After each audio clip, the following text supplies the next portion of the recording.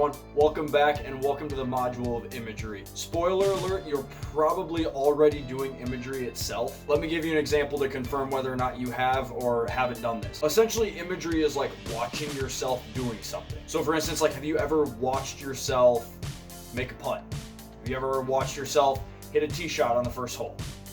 That's pretty much what imagery is. So what this module is really going to be about is helping you enhance that imagery skill that you're already using. Cornelius referenced in his 2002 article that imagery is actually the cornerstone of sports psychology. So I want to define imagery by saying that imagery is the process of creating a vivid picture in your head.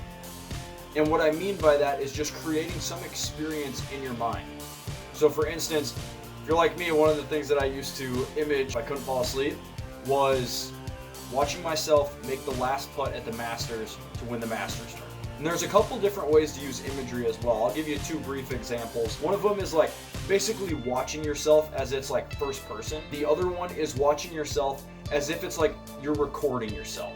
Weinberg's 2008 article referenced the fact that in 1984, 99% of Olympic athletes were using imagery. In that same article, Weinberg said that using imagery is actually more effective if we use it with a physical practice. A good example of what Weinberg said would be to use imagery right before you go hit like a 3-foot putt, so you're incorporating the mental side as well as the physical side. In 2002, Taylor and Shaw did a study with putting.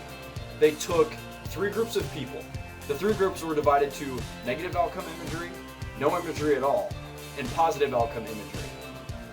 Positive outcome imagery being that they would make the putt. They were watching themselves make it. Negative outcome would be they're watching themselves miss it. At the end of the study, they found that the positive outcome imagery actually had a greater effect than the negative outcome imagery. And that negative outcome imagery actually led to a performance where the ball didn't go in. As you can see at this point, a lot of the tools that we're talking about, a lot of the different modules can actually intermix with each other. And so that's really neat, especially with imagery.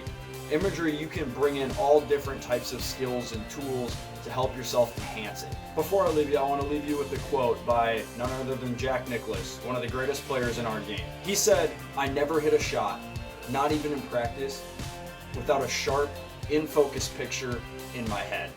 What a great quote from one of the game's greatest. So in conclusion, thanks for being here, and as always, keep developing your mental edge.